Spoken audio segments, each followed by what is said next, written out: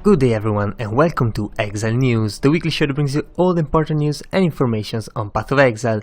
And this week started with upcoming divination cards, which we'll get hopefully in the next patch. However, might be a bit longer than that, we'll see. As we can see, many unique items as usual. However, the real strange card this time is the Immortal.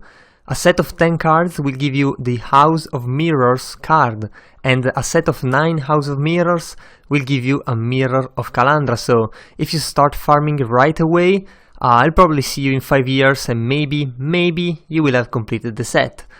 But yeah, other than that, we also got an interview with their level design department.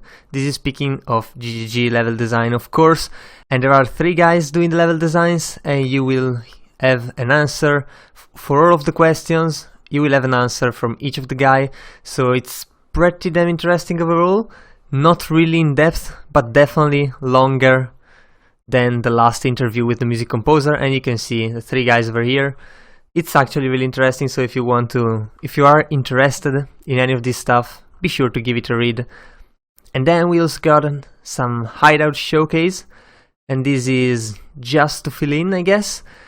Some of the screenshots you will see are taken by GGG, and they use a different camera angle, I guess, which makes really interesting views, because you definitely instantly recognize when there's something that is not possible by normal game mechanics, and that really makes me wish there was a possibility to actually move freely in some kind of instance, maybe just the hideout, just to make this hideout of the week more interesting.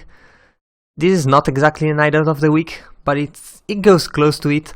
Also, there's some really cool hideouts, so if you like hideouts, be sure to check all of the spoilers, maybe go to the author's thread, check their videos and everything, because damn, those are really done well, goddamn. Also, we got an insight into the design process of the Dancing Dervish. This is a weapon that Reese specifically designed, so he kind of at the time, it took him several months anyway, so it's not like GGG have faster times to make these kind of things.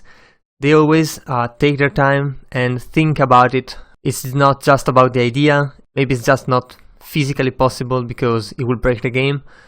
Anyway, this is a very strange sword. There's all the story over here, so if you're interested, be sure to check that out. It also has a 3D art, and that's because of its own use. It kind of required it. It would have been really boring otherwise. And regardless of the fact that you might or not like the sword, it's really interesting because it grants a new skill, a new type of skill, which is the Manifest Weapon. And in this case, it grants level 15 Manifest Dancing Dervish, of course, because it's the weapon, on Rampage. So when you go on Rampage, these weapons kind of manifest itself, and it's going to be like an animate weapon. However, it disables both your weapon slots, and it dies when the rampage ends. I guess it returns to your weapon slot after the rampage ends, so you're not going to use it or like lose it, as it happens with the animate weapons.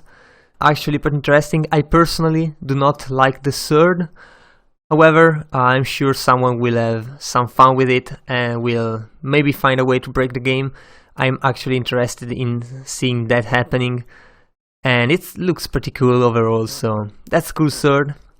And last, but also very interesting, we got the announcement of a 2-week competitive Perandus event, which is going to start on May 6th, which is Friday of the next weekend. So basically starting from the next weekend and running for 16 days will be a Perandus event, which basically are normal and an hardcore Perandus 2 weeks league. The only difference from the normal leagues is that there are rewards. So if you are the first of a certain ascendancy, you will get a demigod. Also, if you are the first in experience, all the kind of stuff usual as race goes. Also, reaching a certain level will enter you in a raffle to win all this kind of microtransaction over here, so that's actually pretty interesting. However, it's pretty much the same Perandus league, so it's nothing changed. It's so similar that you can actually complete the normal challenges in this 2-week league too, so that's how it works. Meanwhile, in Garena, they're running a 1-week solo self-found league, which seems to be really interesting. Hopefully we get one of those too someday, but other than that, that was all for this week. If you enjoyed the video, leave a like and a comment down below. Also, if you want to remain updated every week, be sure to subscribe to my channel. So that was all. I've been your host Giorgio, and I'll see you guys the next time.